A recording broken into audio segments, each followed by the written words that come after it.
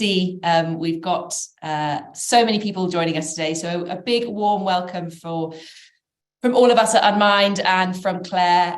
As you'll all know, this week is a very special week on the topic of mental health and well-being. And we're so delighted to be hosting today's webinar on Mental Health Awareness Week. And as lots of you already know, the theme for this year's Mental Health Awareness Week is anxiety. And so we thought the topic we must spend some time on and we must get some expert advice on is exactly that. So today, the webinar is going to be on facing your fears and how we can break that anxiety cycle. Now, some of you will be joining with a bit of an understanding of Unmind. Some of you might already have access through our member partnership. So hello to all of those who are Unminders. Would love to know who's here and already has access to Unmind. Let us know in the chat. And for those of you who don't know Unmind yet, then a huge warm welcome to you. We here at Unmind are a team very passionate about the topic of mental health and well-being. And we are an organizational solution to really help every layer of that business to tackle the topic of workplace well-being. We help individuals, we help managers, we help leaders, and we take a whole organization approach to really making sure that everyone in that business can achieve their potential. So thrilled to have some Unminders who are here today. And for those of you who don't yet know us. Now, I'd love to introduce Dr. Claire Hayes, who is very kindly giving up some time this afternoon to join us on this very important topic. Claire, I'd love to hand over to you to introduce yourself. Daisy, thank you so much. And first of all, let me start by thanking you and Beth and Louise and your team for the privilege of inviting me to do this webinar. It is a huge privilege. And for me to be able to talk to people who want to listen for an hour on anxiety is fabulous, absolutely brilliant. It's my favorite subject, really, in terms of not so much anxiety, but helping people cope with anxiety and manage it. And the really important word, understand it. And I know you were asking me to give a little bit of introduction, and my interest, I used to think for years that my interest in helping people with anxiety started back when I was a very young primary school teacher, when I was 22. But I now realize that actually as a child, I experienced anxiety quite a lot. Nobody noticed I hid it. And it's only even in the last few years that I realized the extent to which I experienced anxiety at different times and how I managed it. So I use that experience over and over and over to help me when I'm working and privileged to work to help other people understand it. But as a young, newly qualified primary school teacher, I realized that my instinct to help people with anxiety at that point, to reassure them, you're fine, you're grand, don't worry, it doesn't matter, actually not only wasn't working, Daisy, it was counterproductive. It was feeding into their anxiety. And I didn't know what else to do. So I went back to college to study psychology to be a better teacher. And then one course led to another, led to another, led to another, and there's no end to them. Back in 1988, in my first course, I came across CBT for the first time, cognitive behavioral therapy. Practically everybody now knows, oh, CBT, cognitive behavioral therapy, unless they're into computers, and then it's computer-based programming, I think, or something else. But for me, I'd never heard of it. And when I began to learn it, I thought that's common sense, which it is. Everyone knows it, which they didn't and don't. And as a teacher, I thought, why don't we teach this? Why do people have to wait until the very severe difficulties before they learn this? And in my first course, I had the opportunity to work with the Irish Management Institute on a placement. And while there, I did research into stress in the workplace. And my question was not who has the most stress, what profession has the most stress, but who copes with stress better. And that was really, really interesting. And I draw on that research over and over, and the difference between a coping strategy and a coping resource. And I know we'll come to all of this. So yes, so I work as a consultant clinical psychologist. I'm very privileged to work with people all ages, all backgrounds, all walks of life. So some people come to me in the workplace, and I suppose a business term, USP, unique selling point, the area that I'm really comfortable with people in the workplace is everything. Whereas when I did my training in London, actually, as an executive coach, I remember being told you're an executive coach, so if people want to talk about their personal issues, you can't do that. And for me, if someone in the workplace is concerned because their mother is sick, or their child can't do their homework, or they're struggling financially, whatever those personal reasons are, for me are as legitimate to be part of a conversation about helping someone with anxiety in the workplace. So I've integrated, and I'm integrating all the different aspects of my life to really focus on helping people understand what anxiety is and help them use very clear tools, primarily based in cognitive behavioral therapy principles, but also other ways to help them manage it. Brilliant. Thank you, Dr. Claire. It's so great to have you here. And I know that this is a topic that you're hugely passionate about. So thank you very much. And as you'll see, we've got almost 2,000 people with us this afternoon, which is very exciting to have you all dialed in. So thank you for everyone who's letting us know where you're dialing in from. And it's great to hear for those of you who are Unmind users as well. We've got some as you can see, we've got a real expert with us, so make sure that you put those questions in, and we'll be getting to those towards the end of today's session. For those of you who've not had the pleasure of meeting before, my name is Daisy Abbott, and I head up our global solutions team here at Unmind, which means I get to work very closely with our product teams and our science teams on what is the future of Unmind, and how we can continue to create products which really are supporting those individuals at the heart of every organization. And my interest in this subject comes from, similar to you, Claire, studying CBT and coming across it as a method. And what I realized in studying that is that anxiety is incredibly human, and that actually in some ways we as humans are built to feel anxious and to feel a sense of anticipation. And there are lots of ways today that can be helpful, but also unhelpful. So I've had the privilege of teaching groups and supporting individuals on the topic myself, but today, really working in that workplace setting of how can we navigate anxiety in today's world. And I'm sure you can appreciate, Claire, what makes us anxious today is quite different from before. And I'm sure people will be sharing their own views of anxiety on the chat as well. So in terms of this afternoon, I'd love to really pick your brains, Claire, on, given you have extensive experience in this space and anxiety really is a specialist topic for you, how would you define anxiety? If I said to you, what is anxiety? I'd love to hear your take on it and to share that with those who've dialed in this afternoon. I'm very concrete, Daisy, very simple and practical. So my understanding of anxiety is that it is a warning mechanism to keep us safe. So it's not something terrible, it's not something awful, it's not something to be ashamed of. It's actually a normal warning mechanism, just like people have car alarms or smoke alarms. The problem, though, is that my warning mechanism is damaged, and I think practically everybody else's is too. So my warning mechanism that there's danger can be triggered by external danger. Absolutely. So if I was in a very dangerous situation, my body would know that, my heart rate would speed up, I would have a sick feeling in my stomach, all of the normal symptoms of anxiety, which are because my body would be producing adrenaline, cortisol, ready to get me to run away or ready to get me to fight. And that's a very primitive, basic warning mechanism that we as human beings have had forever. The snag is, and it is actually a problem, that warning mechanism now can be activated not just by danger, but by what I think is danger. So if I see an email coming in with a heading, "Why didn't you?" Straight away, those words, "Why didn't you?" Judgment. I think I've done something wrong, or how could you, or why, or urgent meeting, or those words that we can call trigger words can really impact on any of us to experience anxiety.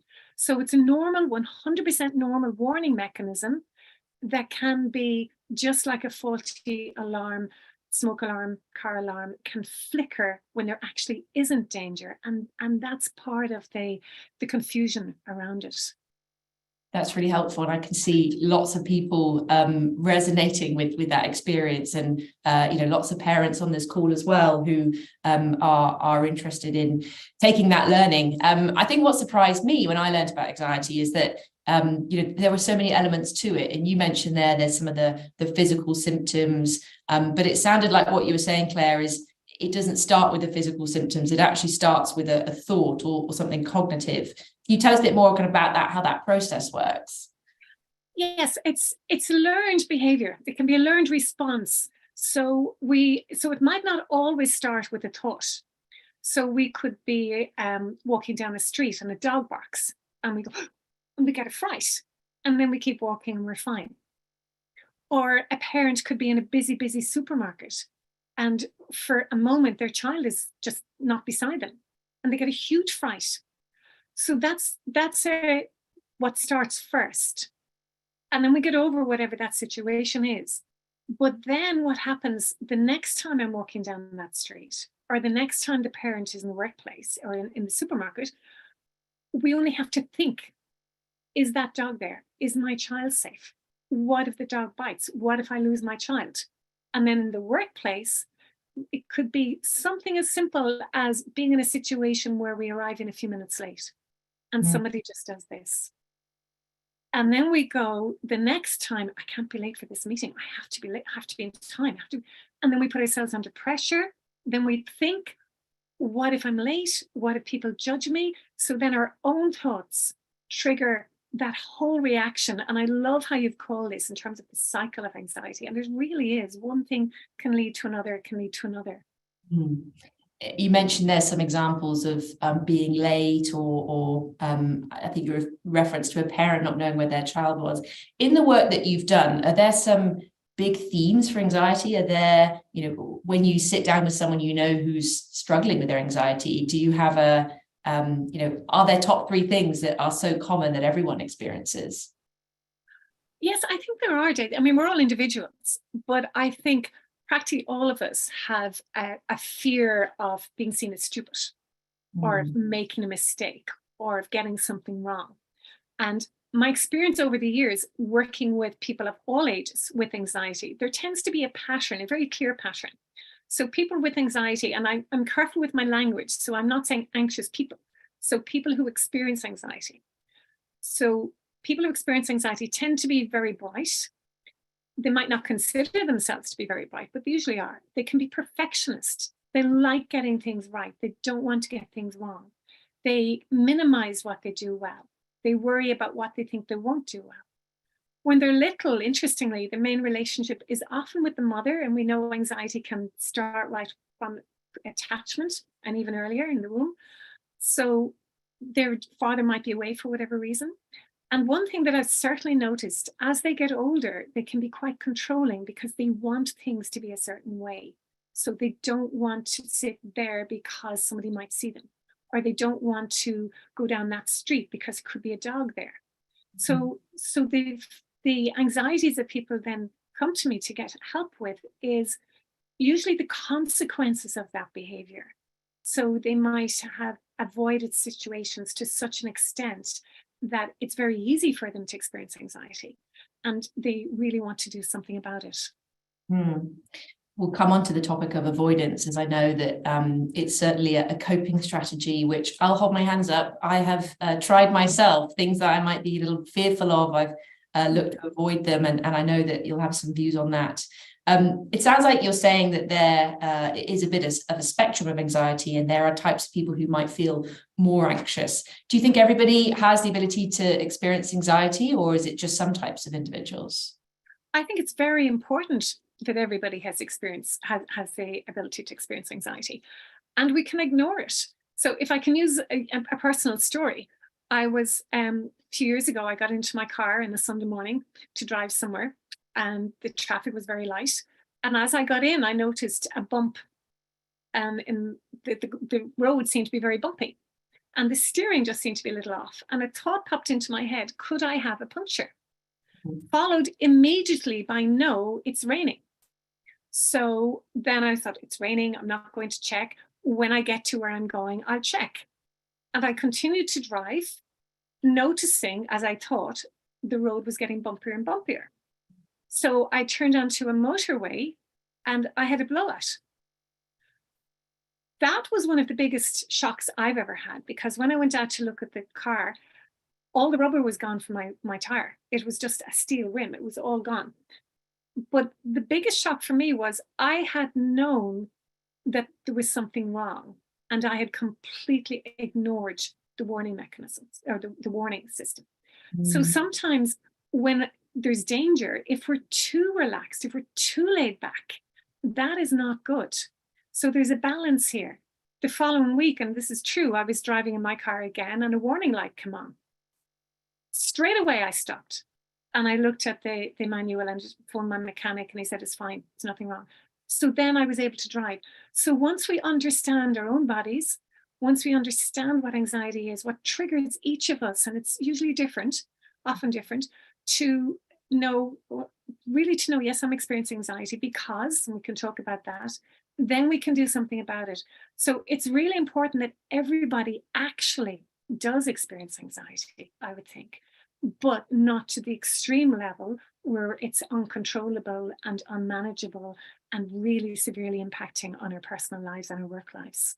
And maybe we can talk a little bit about that. So if it sounds like what you're saying is anxiety often can come from learned behaviours as well as triggers or warning signs in our environment. But from certainly my career, my experience, I know that there can be some very difficult scenarios of people with quite extreme acute anxiety and even acute diagnosis of anxiety. What do you know about let's say that the more acute end of that experience? Well, as a clinical psychologist, I'm very privileged to work with people at all levels of ability and again, I'm struggling with words, Daisy, because I don't want to label anybody. And if we look up the DSM-5, which is the Diagnostic Statistical Manual, it's an American publication. It's used right around the world to compare different diagnoses, or the ICD-11, which is the European one. And we look up anxiety. There's so many different types of anxiety. So people might be diagnosed or diagnose themselves as having GAD, generalized anxiety disorder, or social phobia, or panic disorder. I tend to step back from all of that and to look at somebody's experiencing anxiety. And I think in terms of my way of explaining cognitive behavioral therapy is linked to this. So I use an inverted triangle, 3 steps. So the first is I help people catch what they're thinking, how they're feeling, what they're doing.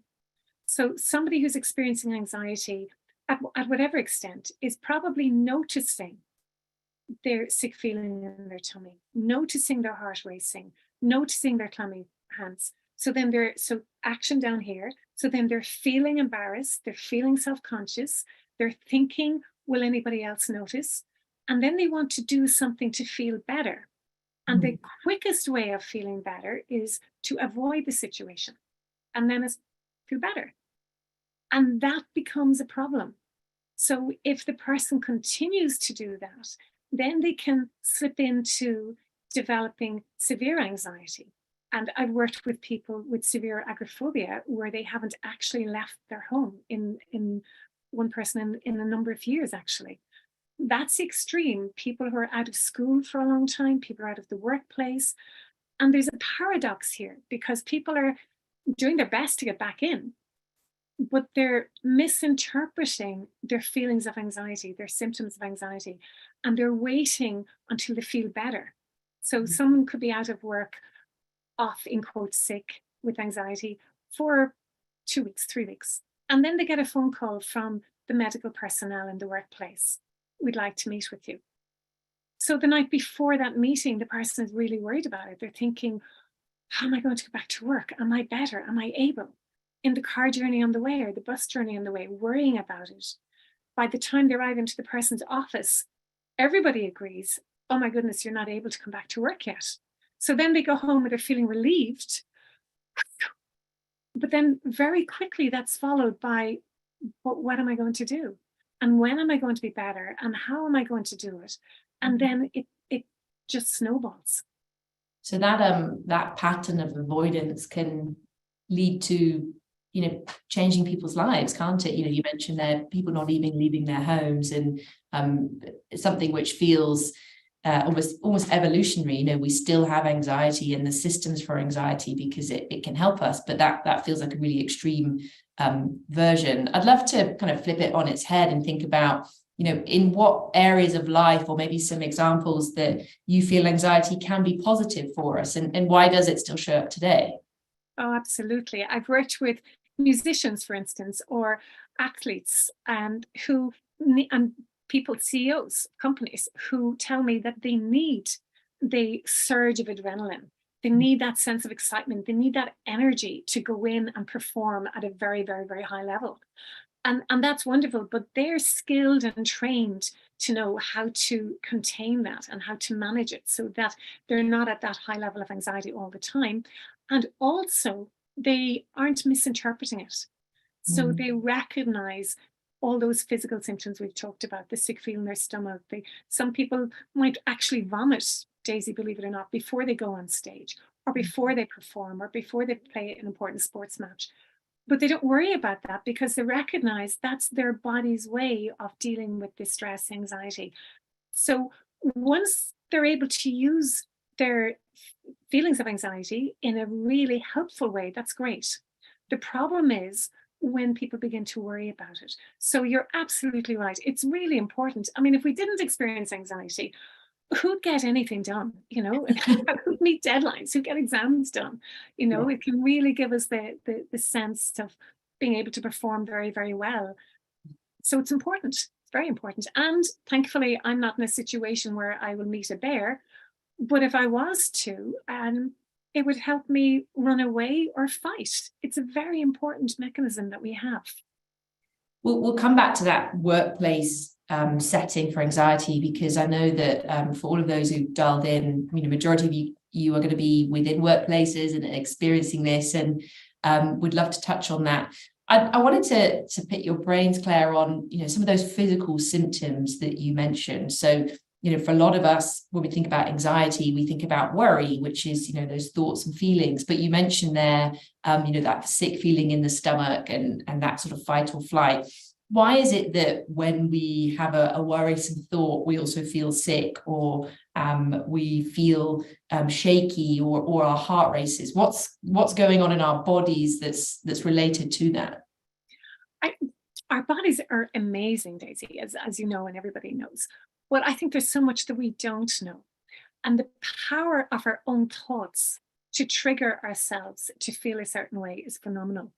I remember preparing for a presentation a number of years ago, and I wanted to illustrate how listening to sad music or watching something sad would immediately trigger us to feel sad.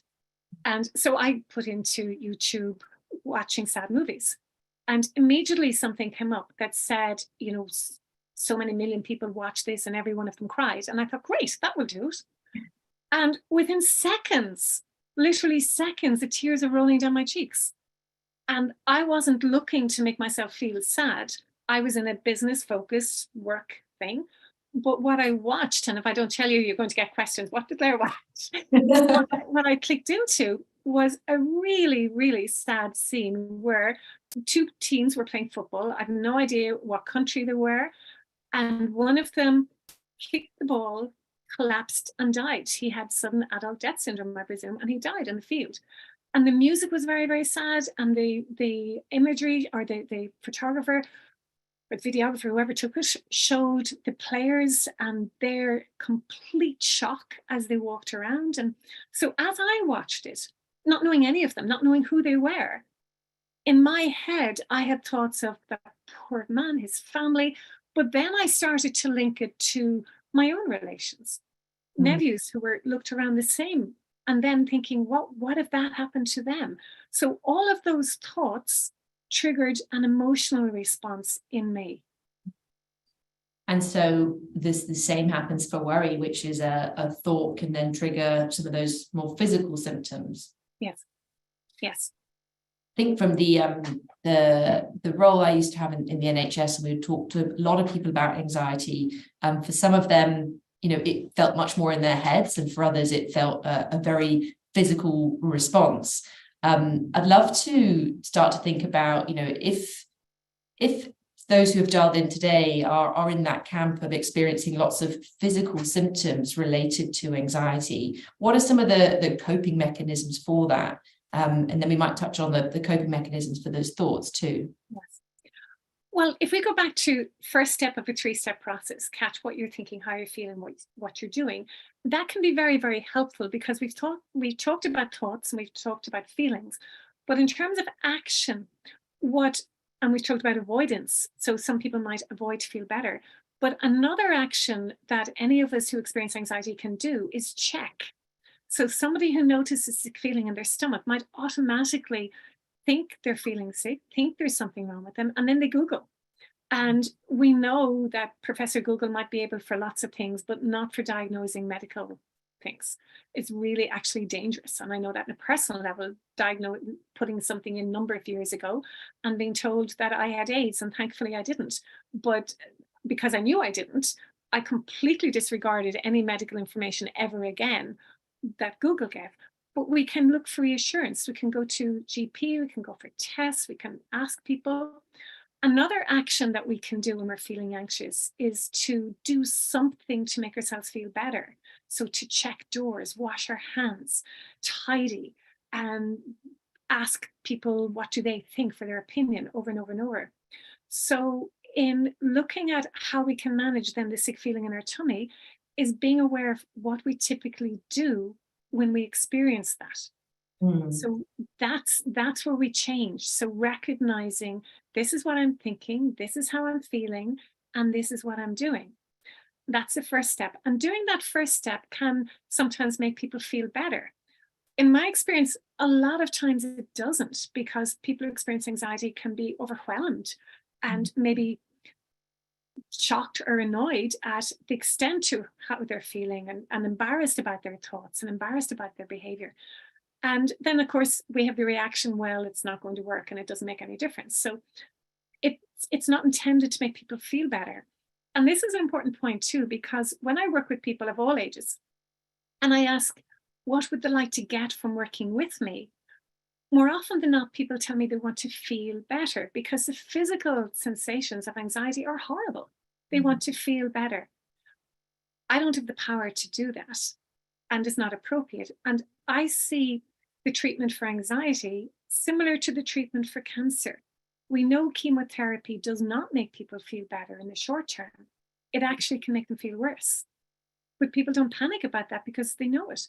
So the treatment for anxiety is actually, just as your title is today, facing it, which takes a lot of courage. So catching what we're thinking, how we're feeling, what we're doing. And then the second step is, do you want to come in, or will I keep going? Keep going, yeah. No, okay, perfect. See, I told you I'll be on a roll. So the second step are 4 questions. So question number 1, do your feelings make sense? And this is really interesting. It's a very powerful question, because a lot of anxiety seems to be irrational. We think, I shouldn't feel anxious about this. It's only a whatever. But do our feelings make sense? And in my experience, yes, they do, based on what's happening, what our story is, and or what we're thinking and what we're doing. So if someone is going in to give a presentation at work and they're feeling anxious and they're thinking, for goodness sake, I've done this over and over and over and over. What's wrong with me? Does it make sense for them to feel anxious? Yes, it does, based maybe on prior experience, but also what they're thinking. And maybe what they're doing, they might be expecting, anticipating judgment. So do our feelings make sense? Yes, because of the very basic primitive fight flight. Makes sense for us to feel anxious. Are our thoughts helpful? Probably not. And I say helpful as opposed to positive. And I always use this example. If we're in an airplane and the door falls off, a positive thought is, great, we're getting some fresh air in. Now, I don't know if anybody on the planet would actually think that, but we do convince ourselves and force ourselves to think positively in all kinds of really, really distressing situations, so which don't help. So it's not about thinking positively. Is that a helpful thought? Becoming aware of our thoughts, separating ourselves from them. The third question is, what do we believe? And so somebody who is anxious about giving a presentation. What's their worst fear? And this is again your title, Face the Fears. So the worst fear might be they'd make a mistake. What's so bad about making mistakes? So Socratic questioning, going down, downward arrow. What David Burns technique? What's so bad about that? Will I make a fool of myself? What's so bad about that? Everyone will laugh at me. What's so bad about that?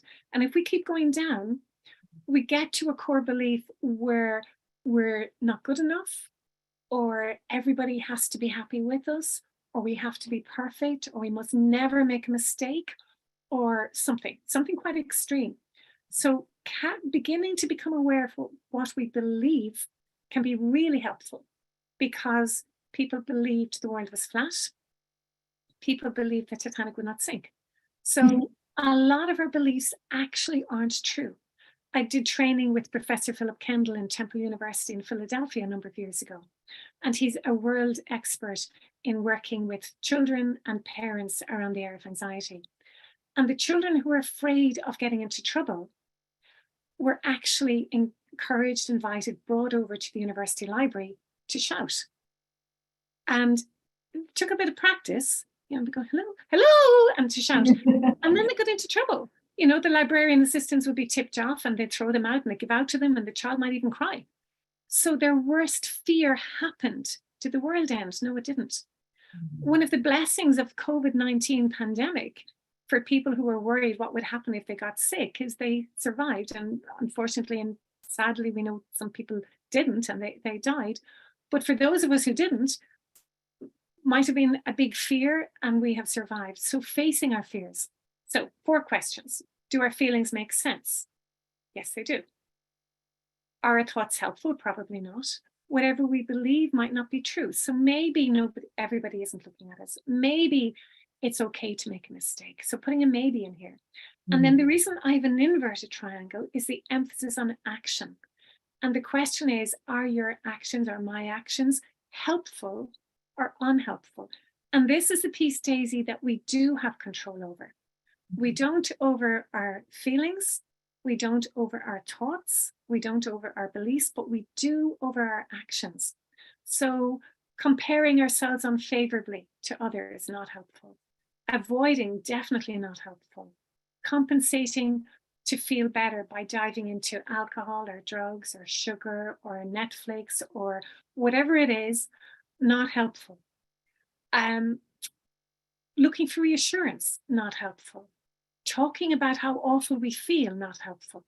So once we realize actually what I'm doing makes sense because I feel anxious, but it's not helpful, then we can move on to the third step, which is very simply what I've called the ABC coping sentence. So A is acknowledge. I feel worried. I feel upset. I feel anxious. And a lot of times with anxiety, how I know my work is of help is people begin to feel angry, because the anger might be bottled up, and people could feel so angry with themselves for being in this situation in the first place. So I feel angry, I feel annoyed, I feel upset, I feel self-conscious, I feel embarrassed. B, because, and I usually put I think in brackets, because I think I've messed up, because I think I might make a mistake. The reason it's in brackets is it's not always a thought. So if I was beside you and I stood in your toe, you would feel pain. Well, actually, at the moment, if I stood in your toe, you'd feel shock. How did I get my toe through the computer? But if I was beside you, you'd feel pain. Not because you thought I did, but because I actually did. So it's not always a thought that does this. We can experience anxiety because we're actually somebody scary right beside us. But a lot of the time I thought. So I feel upset, I feel embarrassed, because, and that just reminds me, for me, it's not actually the anxiety piece that causes the problem. It's the judgment about it, the embarrassment about it. So I feel embarrassed because I think other people think I'm not good enough. And then C is, what are we going to do? What we choose to do. And a very simple exercise, it's very powerful, and I'm going to get you to model it, Daisy, with me, is a breathing exercise. If you'd like to tighten your non-dominant hand into a fist, please.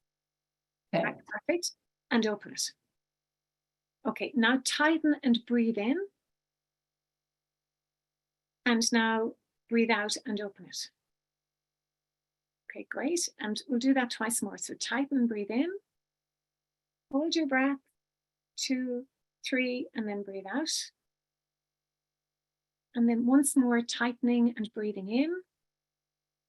Hold your breath, 2, 3, and breathing out. It was just an excuse for me to have to drink water, really. Now we're going to do it 3 more times.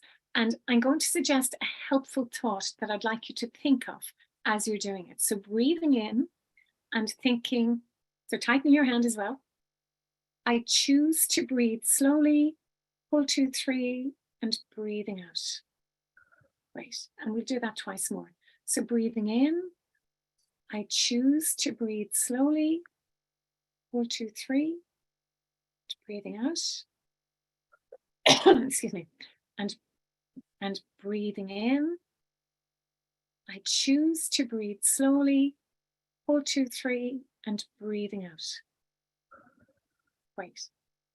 Daisy, did you notice as you were doing that any difference between the first set of 3 and the second? I found, for starters, it was so easy and simple. So I hope people will be taking this as a practical tool to try at home.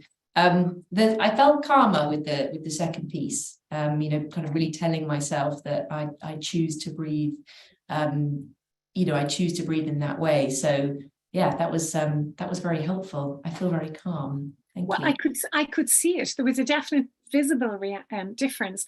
And the word choose is so powerful, Daisy. If we have thoughts, I have to, I should, I must, I can't, I'll try, I need to, they're all pressurizing thoughts. If we have, I choose to, it's completely different. And so the third part of the ABC coping sentence is choose. So I feel upset because I think whatever, but I choose to keep going. I choose to take my power back. I choose to give myself every chance. I choose to ask, forget, and take support. There's actually 90 of them that I've just written that have been published last week in a book that was just, I haven't seen it yet, but it's called Choose Well, the ABC coping sentence. So there's lots and lots and lots of them. But what I find is it's really important to have that format, because if we skip the I feel, then that all just gets bottled up and it either causes health problems or it explodes and then we get really upset and we lose our temper and then we feel embarrassed. So we need to acknowledge how we feel to ourselves, if to nobody else. And then the because is really important as well, because once we understand actually anxiety, it's a normal reaction to stress, worry, danger, and or perceived stress, worry, danger. What am I going to choose to do? And then if you or I turn up at an airport, excuse me for a second, our job is, if we're going on a plane, our job is to get through security, which is a little bit easier, I think, than it used to be, thankfully, and to pay our fare, obviously, to choose the right gate and to get on the plane. That's our job. Our job is not to fly the plane. Someone else is paid to do that. So if we have thoughts in our head, I can't, I have to, I won't, that's bringing us down a certain route. If we have, I choose to give myself every chance. I choose to breathe slowly. I choose to learn from this. Whatever it is, that's bringing us a very different route. I choose to change the pattern. We don't even have to worry about how to do it. Our bodies are amazing. It's actually very empowering hearing you talk, and I'm sure lots of people will be noting down those practical tools and the ABC. I imagine a lot of people who experience anxiety often feel like this is an overwhelming feeling that's really being done to them, and it's very much feeling a victim of anxiety. But what I heard from what you were sharing there are kind of 2 main things. Firstly, that idea of choice and feeling very empowered to make a decision about something. But secondly, the importance of behavior and the choices that we have around our behavior. It really struck me what you were sharing around some of those avoidance examples and how, with those thoughts and feelings and physical symptoms, we might choose to avoid something, but actually choosing to, as this is so called, facing our fears is the practical strategy for navigating that. Now, for lots of people who are signed in, will be experiencing anxiety in the workplace, and I'd love to get your thoughts and to answer some of the questions we've had in.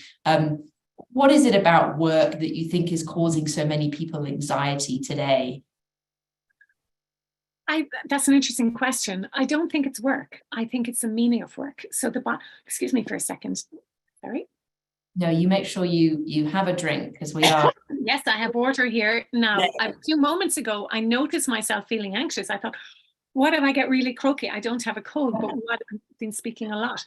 But so I suppose I've just demonstrated, I've faced it, I've just shown on public, whoever's watching this, that I'm human and I can drink a glass of water and delay answering your question, which actually can be really helpful. It can be a helpful strategy for people in meetings if they're asked a question, to just pause, to take a moment and say, let me think about that. I'd just like to take a drink for a moment. Let me think about that. And then they come back, rather than this sense of pressure that we have to do everything quicker, quicker, quicker. So what is it about work? I think it's that work has speeded up. I think it's that we put ourselves under pressure to perform at the highest level we can. We think we're not meeting it. We might think other people have expectations that we're not meeting, or that we have let other people down, or that other people are judging us. So it's actually not work. I'm just reminded of a former lecturer I had years ago, and who died, Oliver Delaney. And I remember him saying, it's not work, it's people. But it's actually not the work itself, whatever that work is. It's our own perceptions of how we're coming across and or other people. So somebody else we might find triggers us. And that's an interesting word, trigger. I've noticed that is becoming used to protect people from feeling upset. And I think that's actually counterproductive. But recognizing that there are certain things that actually can trigger us to feel anxious. So in the workplace, particularly after COVID, we were comfortable at home, we were cozy at home, we were protected at home. And now we're in the workplace, even if it's working from home, where we're exposed in a way that we weren't before. So suddenly, what do we wear for work? What are we going to do? Is my hair okay? It's very complicated, actually. It's a complicated answer. So I hope something of that made sense. Oh, I think that's actually a really good challenge.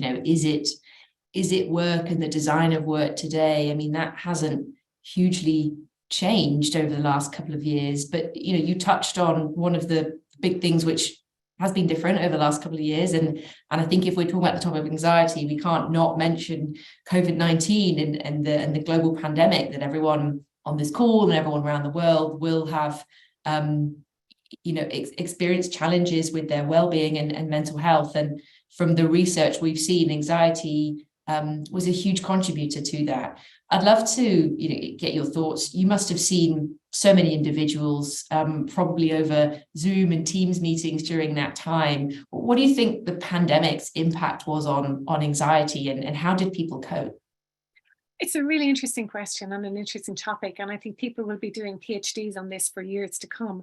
What I noticed at the start of the pandemic is that people who I had worked with in the past who had experienced anxiety at a greater or lesser extent over a period and had learned to manage it, or depression as well, they were sending me messages saying, Claire, I'm doing really well. I'm fine. Don't worry about me. I'm grand.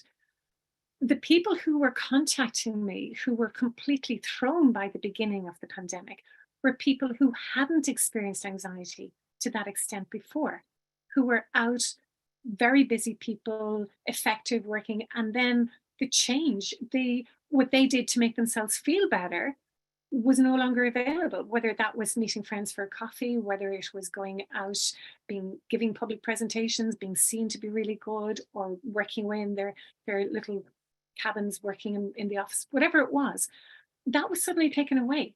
So there was a change, and people who were used to challenges, used to changes, coped with it really well. Then that switched. So coming towards the end, when the restrictions were being lifted, beginning to be lifted, people were contacting me, and still it's a big problem, that people didn't want to go out there into the workplace. They actually felt very comfortable. And a lovely phrase I find hugely helpful is, ships in harbor are safe, but that's not what they're built for. So what we learned and what we were really told by everybody is to stay at home, except people who were frontline who had to go out. But the rest of us, stay at home, keep safe, keep safe, keep safe, wash your hands, social distance. And we know in terms of, and the people who use your wonderful organization, and I meant to say that at the beginning, and that's not me just saying that, but really, Daisy, you offer such a support to people. So people now recognizing that they're feeling very uncomfortable. They want to stay in. So my, I suppose, takeaway message is to feel, Susan Jeffers' book, feel the fear and do it anyway, but to do it anyway with a sense of understanding and compassion. We're at a point now coming out of the pandemic where some people are really struggling, really, really struggling. And but the way to get through that is not to go back in and go into a little cave and withdraw and avoid. It's really not. So really, it sounds like people experienced it quite differently based on whether they had been through some of those challenges before. And I remember actually many friends and family sharing that experience. You know, those who I would consider had already faced some mental health challenges felt that they had a bit of a toolkit for the beginning of all of this. But it's certainly interesting to, I guess, acknowledge that everybody was certainly impacted by the pandemic and still is now. Claire, as you can imagine, we have had hundreds of questions coming in, and lots of people have been really enjoying the practical tools that you've shared. In glancing through these questions, there are two really big themes I'd love just to spend a couple of minutes on as we draw to a close. Many people are asking, Claire, what to do about overthinking, and what is your advice around overthinking? Now, for me personally, I'll put my hands up. I'm an overthinker. For anyone that knows me, you know, my partner will say he can really see it in my face when he knows I'm overanalyzing something. And, you know, my experience is, you know, example might be someone will say, do you want to come to this social event? It's going to be on the 17th. And I'll start to think, who's going to be there? What might that experience be like? And I overthink, and then I ask for the details. So I experience overthinking a lot, and it looks like many of our audience do as well. What's your approach to overthinking, and how do you talk about this with the clients that you see? Well, really what I've said, Daisy, and it's a lovely question to kind of just maybe summarize, but it's helping people look at what they're actually thinking. So for you, for instance, I do an inverted triangle. So you hear about this invitation, you straight away start to think, and there could be other thoughts. What will I wear? What will I do? How will I have time to get my hair done? Maybe I won't. What if I overdress? What if I get it wrong? So there's all of these thoughts, feeling anxious, feeling worried, feeling upset, worrying, and then add into that, I'm overthinking. Why am I overthinking? I shouldn't be overthinking. I have to stop overthinking. And that becomes a pressure. So helping people acknowledge, well, that's something that we might do. So then, is overthinking helpful? No, it's not. So how do we manage that? Recognizing that we do it, and then I feel upset because I think I'm overthinking, but that's okay. I feel annoyed with myself because I think my overthinking is blocking me from enjoying whatever this event is. But I choose to breathe slowly, but I choose to make the most of it. But my Auntie Noreen, Lord rest her, had a wonderful phrase, I've no room in my head for this. And I use that a lot when I'm overthinking. I go, wait a minute, I've no room. And I use imagery all the time in my work, and I just love it. So having this sense of my head, that actually there's no room for those thoughts, and maybe changing them into shrinking them, or sometimes I might ask people to think of someone who, alive or dead, history, somebody they knew, somebody they didn't, or somebody they know, somebody they don't, but somebody whose opinion they do not respect. They absolutely don't respect. So if that person said to them, you know, you're not looking well, you're this, you're that, would they actually be upset by it? No. So beginning to change our views of our thoughts, that just because we think something doesn't mean it's true, and doesn't mean we have to believe it. So really, and this is the lovely part of CBT, the cognitive piece, helping people manage their thoughts, become aware of them, and go, yeah, okay. And for me, the easiest one is literally, is that a helpful thought? No. So if your partner was to say to you, okay, Daisy, is that a helpful thought? You'd say no. And then that's it. And then that's it, end of story. Then you don't have to go around in circles beating yourself up. And you know, that phrase going around in circles really resonates with me, and I'm sure many on this webinar this afternoon. So the big theme in question, as I mentioned, one of them was overthinking and how do we get ourselves out of those cycles. There's another really significant theme around the topic of children and parenting. Now, I know that you mentioned, Claire, you see clients, across all ages and across, that full spectrum of mental health. You talked about some models there, the ABC model. To all the parents who have dialed in today, what would your advice be for them who might be supporting a child who's going through anxiety or trying to have a conversation about that? Well, the number one step is to understand and manage their own anxiety, and really to understand it. And, parents can be very anxious for all kinds of different reasons. And it might have been that their child was born ill or premature, or a long wanted child who was adopted and they want to give the child the very, very, very best. Whatever it is, helping them understand their own reactions, their own anxieties as a number one. Then number two, really learning the difference between the thoughts, feelings, actions. And then number three, being able to take their own power back. So being able to hold firm, because when I work with parents and children, and this is absolutely true post-pandemic, the children have taken control. A lot of children have taken control, and parents want their children to feel better. So there's a dynamic that's been set up where for a parent to feel better, their child has to feel better. So then the child is able to dictate, well, I don't want to go to bed, or I don't want to go to school, or I will feel okay if you do this and this and this. And it's so subtle sometimes, Daisy, that people don't see it. So parents are like puppets with this very, strong-willed child going, I don't want to, and particularly the sick feeling in their tummy. I have a sick feeling in their tummy. The parents are worried. To plug or not to plug, I'm not good at self-promotion, but I developed a program called Understanding and Managing Your Child's Anxiety. And that's everything I know about this area, everything. And it's a 2.5-hour program for parents, but I actually use it a lot with adults who experience anxiety. To download it, there's small fee that people can get the password and then distribute the password to however many people they want. I'm not precious that they have to keep it to themselves. But the more people in a family who understands a child's anxiety, the better. So then grandparents aren't feeding into it. So rather than asking a child, are you feeling better? Or in the workplace, are you feeling better? Acknowledging, I think you're feeling upset. I think you're feeling anxious because I think you think I don't understand. I think you're feeling annoyed because I think you don't understand. But I choose to be your parent and it's bedtime. That's it. So a bit of the gentle, tough love. It sounds very easy. And the hard part is changing patterns. It can increase the levels of anxiety. So it's like going up a hill.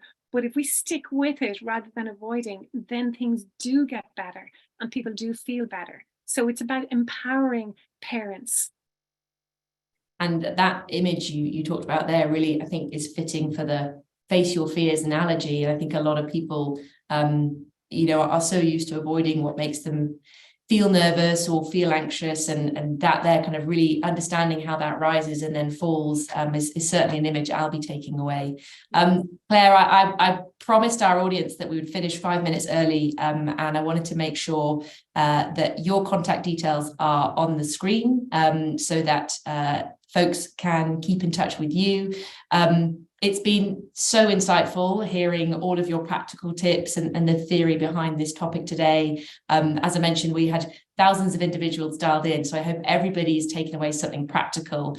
In the last 5 minutes, when people sign off, I hope people will have a think about what it is that they can take away from this session and who can they share that with, because anxiety is human and it's something that we all experience.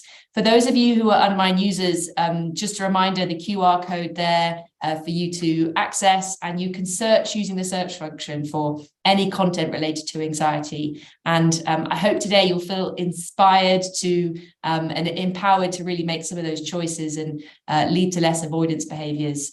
Any last words from you, Claire? Well, just when I mentioned the Worry Hill, if people would like to Google the Worry Hill, and I can't remember the lady's name, but she has written some lovely things on helping parents understand obsessive compulsive disorder using the example of a Worry Hill. So I'm really glad, Daisy, you gave me the opportunity to say that. Thank you. Brilliant. Well, thank you everyone. Just to wish your organisation the very, very best. And again, to thank you for inviting me. I've just loved it. And you're such a lovely person to have a conversation with. Thank you. Oh, thank you, Claire. It's been my pleasure, and I trust everyone will be leaving with some new tips and practical ways to manage something that I think we all experience. So thank you so much for all of your insights, and goodbye to everyone. Thank you very much for joining in, and we look forward to seeing you on our next webinar.